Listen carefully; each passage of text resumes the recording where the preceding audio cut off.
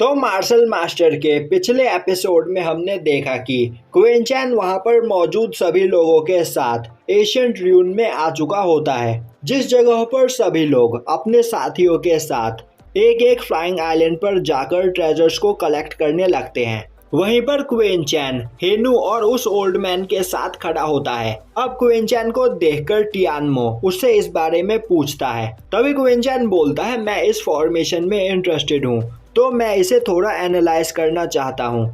और यह बोलकर क्वीन चैन उस फॉर्मेशन प्लेटफॉर्म पर चला जाता है। दूसरी ओर सिया डायनेस्टी की एक प्रिंसेस क्वीन चैन को ऐसा करता हुआ देखकर अपने भाई से बोलती है कि आखिर वह पर्सन इस जगह पर ट्रेजर्स को क्यों कलेक्ट नहीं कर रहा है और आखिर उस प्लेटफॉर्म में ऐसा क्या खास है। पर यह देखकर सिया डायनेस्टी के प्रिंस को कुछ भी समझ में नहीं आता है। दूसरी ओर जुओ डायनेस्टी का प्रिंस भी क्वीन चैन को देख रहा होता है और अब सभी लोग उस जगह पर उन हर्ब्स को कलेक्ट करने लगते हैं। दूसरी ओर क्वीन चैन उस फॉर्मेशन को देख रहा होता है, जिसके बाद वह उस ओल्ड मैन से 6th टायर के फॉर्मेशन फ्लैग बनाने को बोलता है। साथ ही साथ वह हेनू को उस ओल्ड मैन पर नजर रखने के लिए बोलता है। अब हेनू से डरकर वह ओल्ड मैन चुपचाप उस जगह पर फॉर्मेशन फ्लैग बनाने लगता है। दूसरी ओर सभी लोग ट्रेजर्स कलेक्ट कर रहे होते हैं, वहीं क्वीन चैन और वह ओल्ड मैन फॉर्मेशन फ्लैग बना रहे होते हैं और यह देखकर उस ओल्ड मैन को काफी गुस्सा आ रहा होता है। वहीं वह सोच रहा होता है कि एक बार इस जगह से बाहर निकलने के बाद वह क्वीन चैन को जिंदा नहीं छोड़ेगा। अब क्वीन चैन उन फॉर्मेशन फ्लैग का यूज करते हुए वहां से बाहर निकलने का फॉर्मेशन बनाने लगता है, जो देखकर ओल्ड मैन यह बात समझ जाता है और सोचने लगता है कि इस जगह पर क्वीन चैन से कहीं ज्यादा फॉर्मेशन फ्लैग मैंने बनाए हैं, तो एक बार बस मौका मिलते ही वह क्वीन चैन को मारकर इस फॉर्मेशन पर खुद काबू कर लेगा। दूसरी ओर सभी लोगों को उस जगह पर कई सारे रेयर हर्ब्स मिलते हैं, जिनकी पावर को यूज करके वह काफी आसानी से वनरेबल रैलम पर पहुंच सकते थे। अब उस जगह पर कई सारे ट्रेजर्स कलेक्ट करने के बाद सिया डायनेस्टी का प्रिंस उस प्लेटफॉर्म के पास आता है और क्वीन चैन को थैंक्स करते हुए बोलता है कि तुमने इस जगह पर आने में हमारी काफी ज्यादा मदद की, तो मैं तुम्हें यह 6th लेवल का एक्सीलर देना चाहता हूँ। पर तभी वह नोटिस करता है कि उस प्लेटफॉर्म के चारों ओर एक डिफेंसिव बैरियर लगा होता है। यह देखकर 9th प्रिंस क्वीन चैन से इस बारे में पूछता है। अब क्वीन चैन उसे बताता है कि इस जगह पर आप सभी लोगों को कई सारे रेयर हर्ब मिले हैं। यह देखकर मैं काफी ज्यादा खुश हूँ, पर आप लोग इस जगह से बाहर निकलने का रास्ता नहीं ढूंढ पाए, पर मैंने वह ढूंढ लिया। इस प्लेटफॉर्म के नीचे एक टेलीपोर्टेशन फॉर्मेशन है, जिसके यूज से आप लोग यहाँ से बाहर जा सकते हो।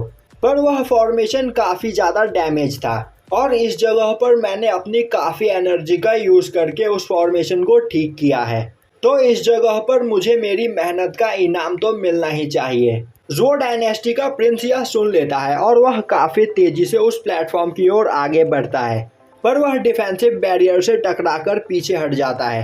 तभी एक लड़की बोलती है, आखिर तुमने इस जगह पर एग्जिट को ब्लॉक क्यों किया है। क्वीन चैन बोलता है, तो अभी तक तुम लोगों को कुछ भी समझ में नहीं आया। मैंने इस फॉर्मेशन को बनाने में काफी ज्यादा मेहनत की है और तुम सभी लोग इस फॉर्मेशन का यूज करने वाले हो, तो मैं फ्री में किसी को भी इस फॉर्मेशन का यूज नहीं करने दूंगा।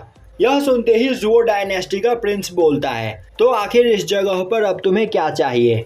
क्वीन चैन बोलता है, बस मुझे मेरी मेहनत का फल चाहिए। मुझे पता है कि इस जगह पर तुम सभी लोगों के पास कई सारे रेयर हर्ब मौजूद है, तो मुझे अपने हर्ब में से कुछ परसेंटेज दे दो और मैं तुम्हें जाने दूंगा। अब यह सुनकर जुओ डायनेस्टी का प्रिंस हंसते हुए बोलता है, तुम्हें क्या लगता है हम अपने ट्रेजर्स तुम्हें इतनी आसानी से दे देंगे। जिसके बाद वह अपने साथी के साथ उस बैरियर को तोड़ने के लिए आगे बढ़ता है। तभी क्वीन चैन उसे बताता है कि मैंने इस जगह पर एक सेल्फ डिस्ट्रक्शन फॉर्मेशन भी लगाया है, तो अगर इस जगह पर तुमने कुछ भी करने की कोशिश की तो मैं इस प्लेटफॉर्म को डिस्ट्रॉय कर दूंगा, जिसके बाद तुम सभी लोग हमेशा के लिए इसी जगह पर फंस जाओगे। यह सुनते ही वह दोनों उस जगह पर रुक जाते हैं। अब सुआनियन सेक्ट की वह लड़की बोलती है, तो आखिर तुम्हें कितना एक्सीलर चाहिए। क्वीन चैन बोलता है, यह तो आपके ओहदे पर डिपेंड करता है। उदाहरण के लिए आपको ले लेते हैं, मुझे आपसे आपके 60% हर्ब्स चाहिए।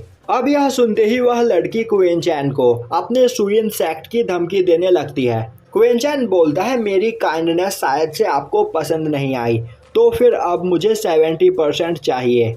यह सुनते ही वह लड़की चुप हो जाती है। तभी जुओ डायनेस्टी का प्रिंस बोलता है ठीक है, मैं तुम्हें 70% एक्सेलर देने को तैयार हूँ। और अब वह अपने साथी को क्विंचन को एक्सेलर देने के लिए भेजता है, पर फॉर्मेशन के अंदर घुसते ही वह पर्सन क्विंचन पर अटैक कर देता है, पर क्विंचन उसके अटैक को ब्लॉक कर लेता है। तभी वह पर्सन अपने साथ उस ओल्ड मैन को लेकर उस फॉर्मेशन से बाहर निकल जाता है। और तभी जुओ डायनेस्टी का प्रिंस हंसते हुए बोलने लगता है कि तुम सच में बहुत बड़े बेवकूफ हो, अब यह ओल्ड मैन हमारे साथ है तो यह जब चाहे तब हमारे लिए इस फॉर्मेशन को खोल सकते हैं, और एक बार इस फॉर्मेशन के खुलते ही हम तुम्हें जान से मार देंगे।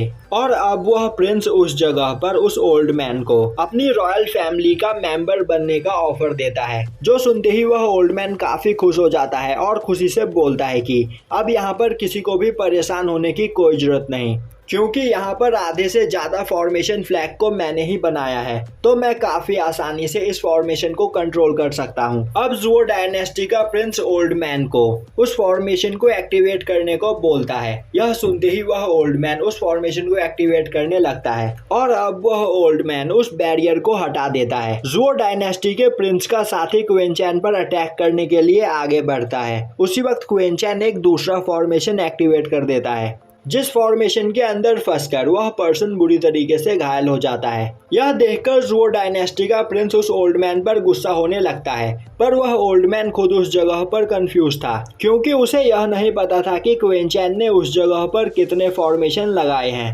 अब क्विंचन हंसते हुए बोलता है इस जगह पर आने से पहले ही मैंने तुम लोगों से कहा था कि यह ओल्ड मैन किसी भी काम का नहीं है। जिसके बाद क्विंचन अपने मेंटल स्टॉर्म का यूज करते हुए उस ओल्ड मैन को अपने प्रिजन केज में कैद कर लेता है, और अब वह उसे मारने लगता है।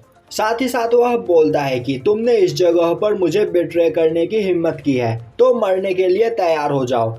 और अब वह उसे मार देता है, और अब वह ओल्ड मैन वहीं पर मारा जाता है, और यह एपिसोड यहीं पर खत्म हो जाता है।